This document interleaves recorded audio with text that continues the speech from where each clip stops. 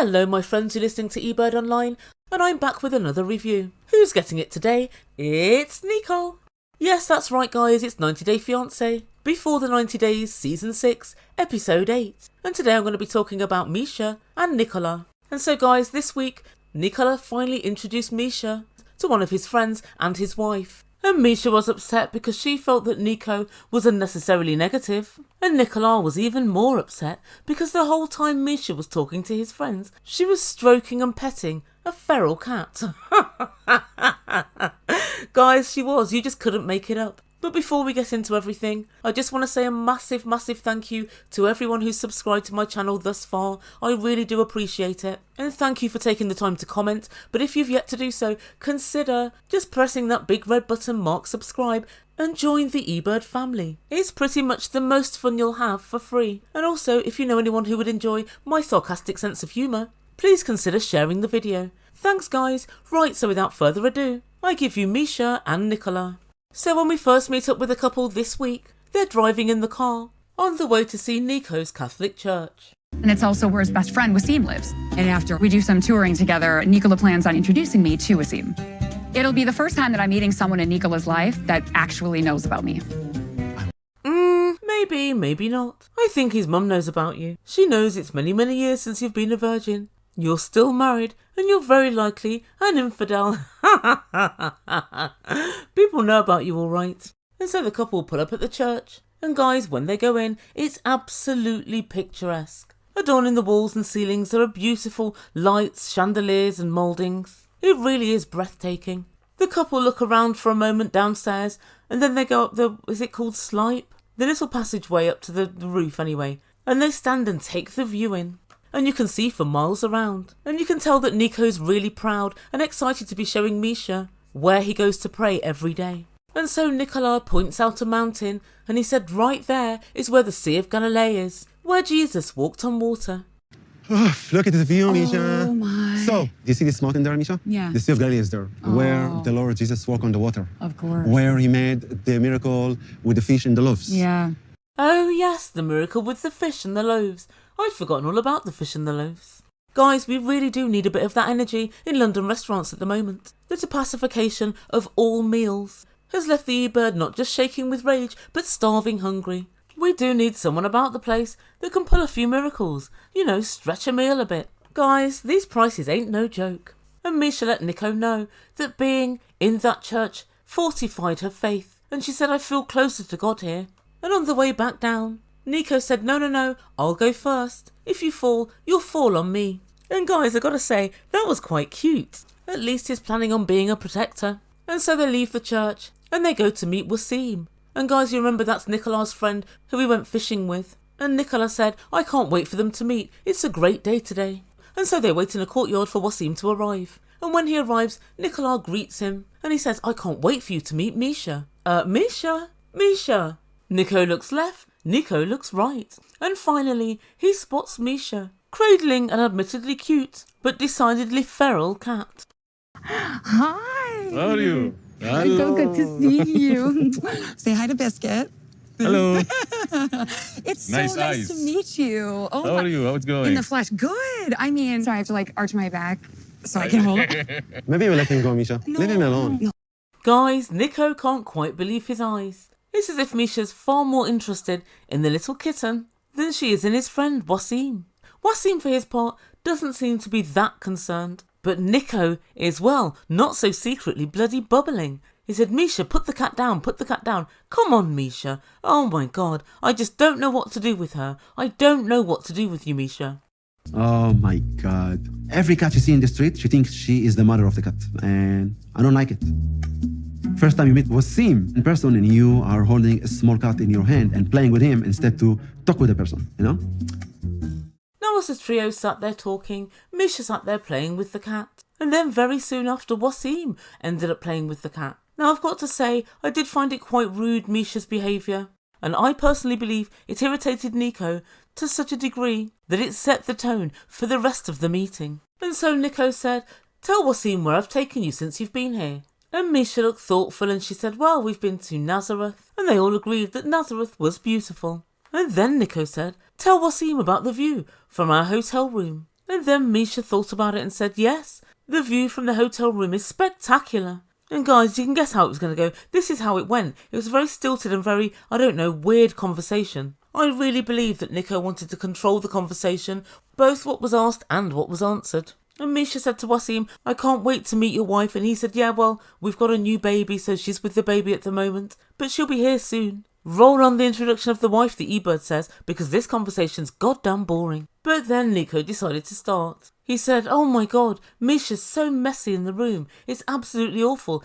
And he finished up by saying, even Tarzan doesn't live like that. Tarzan? Nico, what in God's name has Tarzan got to do with this? Tarzan wears nothing but a loincloth. He doesn't have enough clothes to have them all strewn around the room. Guys, sometimes I think Nico's not all there. Anyway, he wasn't done yet. He said she brought with her all of America and it's all strewn around my room. And yes, guys, I did notice the my there. There's no my in a relationship, Nico. And then he finished up by saying, I wasn't expecting that at all. Oh God, if you don't stop moaning, Nico. I mean, I will say, the room is despicably messy, but that's a conversation you need to have with Misha. You don't have it in front of your friends. Anyway, Wasim's wife turns up and she sits down. Hey, hi, Misha. Hi, Misha. How are you? So nice to meet Nice to you. meet you. Hi. Pleasure's Nice to all meet you. mine. I talk about you a lot for my wife. Oh. Yes, guys, you did hear that right. Wasim talks a lot about Misha to his wife. I bet you do. Listen up, my love. You see what Nico's pulled? I could pull the same, or even more. Nico's not even got a job. You better pull your socks up, or else like a ghost, I'll be gone. I bet his wife hates hearing about Misha. It wouldn't even surprise me if she didn't believe that Misha even existed. Not really. But alas, here she is, resplendent in all her beauty. Right, so what's next? Oh, that's it. Back to Nico moaning. He tells Wasim and his wife May, Misha is driving me crazy about my family. She wants to meet them. She wants to know if they know about me. She's just going on and on and on. And then Misha explained, all of my friends and family know everything about Nico. When I arrived here, I realised his older brother didn't even know I existed. We've been talking for 7 years. And so, in an attempt to mediate, Wasim asked the following question. So what can you do for Misha to make her very happy, especially with your family? Leave the family alone. It's between me and Misha, not family. But I loved Wasim's question about what could you do to make Misha happy in regards to that. You just think about it. As Nico's thinking, his lips are flapping, and he started saying, I've taken Misha everywhere she's wanted to go. I've done everything for her since we've been here, but she keeps on begging and begging to meet my mum and to meet my brothers. And honestly, guys, he doesn't get it. Wasim is not just siding with Misha. He's trying to drop you a hint. He's trying to help you out, for he knows that Misha's about to be on her toes. She's sick of your moaning and groaning and negativity. He's trying to get you to think, Nico, what can I do to make Misha happy? And then Misha speaks to production, and she said, I'm absolutely sick of this. He's trying to make me think that I'm crazy for wanting to meet the mum and the brother of someone I'm supposed to be spending the rest of my life with. And also, I wish he'd showcase the really positive things about our relationship to his friends, rather than just moaning about all of the negatives. And she finished up by saying, this is a side of Nico that I've never seen before. Really, Misha? Really? You must have had your eyes closed then, because I've pretty much seen it every week that he's been on screen. And if any of you guys have missed it, I'd like to refer you back to an earlier video that I made, The Red Flags of Nicola, and I'll link it down below. But yeah, there's loads more where that came from. And so next time we meet up with this couple, they're back at their chaos of a hotel room. And Nicola tells Misha that he's tired. Oh, Nicola, she's tired too. She's tired of your attitude, tired of you sniping at her, tired of your negativity, and tired of your gaslighting. Yes, that's right, you're both tired. I was really hoping that in front of Wasim and Wasim's wife, that Nicola would be affectionate and excited about our relationship and Misha's finally here. But instead, I felt embarrassed. It's not at all what I thought it would be, and it makes me think about our whole relationship. So Nicola asked Misha, how was your day today? And she explained to him, well, not so great. I feel as if when I talk to you, you don't hear a word I say. And guys, as she said this, Nicola started laughing, which I'm now beginning to realise is his default response to he's slightly embarrassed or he doesn't know what to say. And she continued and said, I don't feel as if, Nicolas, you're proud of me. And Nicolas said, no, I am. And the truth be told, I actually do think that he is proud of her. After all, he can't wait to get married to her. And he's been busy showing her photo to his friends before she even came to Israel. However, I do think he was slightly embarrassed by her behaviour today. And that's because when he tried to introduce her to Wasim, she continued stroking and petting a stray cat. She only really gave him 50% of her attention. It came across as somewhat rude, and Nicolas was embarrassed about it. I think that's unsurprising, and I wouldn't have been impressed myself. And then Misha started crying, and she said when someone's upset, you should put your arms around the person. He went to put his arms around her, and she said, no, don't just do it just because I've told you. You can't rely on me to tell you how to act around a woman. I know you've had no experience, but you should just act from the heart. Right, I see. And guys, at this point, I find it very strange. Misha, you've just said from your own mouth, he has no experience whatsoever with women, and he has an awful lot to learn. He agrees that he does as well. And so how are you expecting him to learn it all immediately? You do need to spend more time together. People don't learn by osmosis, they learn by experience. And so as you go along, Misha, Nicolas will experience different things and he should learn from that. If he's not learning down the line, then yes, of course, this is a valid point. But you've only just met. You know he has no previous relationship experience. What exactly were you expecting? And so Nicolas said, I've tried to do as much as I can for you since you've been here. I've taken you to every place that you asked. Whatever you asked me, I took you. Took me? I'm not talking about the places you drive me. Anyone can be my tour guide. And at this point, Misha becomes very exasperated. She just can't seem to get through to Nico. But I would say it's because she's not being massively clear. I think she's mixing lots of different issues. I think one issue is that he was unnecessarily negative about her messiness to his friend, and he need not have been. And that's one very valid point. Another very valid point is that when she's talking to him, and she says, Nico, are you listening? And he said, no, say it again. She doesn't feel heard. And that again is a valid point. She's now made that point. She now needs to sit back and see, is he going to make more effort or not? But then she's also mixing up the fact that he's not as tactile as she would like him to be. Like I said earlier, that's something that will build in time. He doesn't understand everything that she needs, right as she needs it. Again, that's something to build in time. He's taken on board that you want to meet his friends and family. He's putting steps in place to do that. He took on board that you wanted to go to bars and drink alcohol and dance. He's now done that. When you had the chat last week about him not lecturing to your daughters, he said he'd stand back because otherwise the relationship won't work. And so I can kind of understand at the moment why he's a bit surprised at the fact that she's crying, because he considers he's made quite a bit of movement. And then guys, Nico makes a very, very good point. He said, you seem to think all the problem is with me and you are faultless, you're blameless. There are many things I don't like about you, but I don't go on and on about it. You take 10 hours to do your makeup. I say nothing. Your clothes are all over the room. Well, Nico, you have said something about that, but I digress.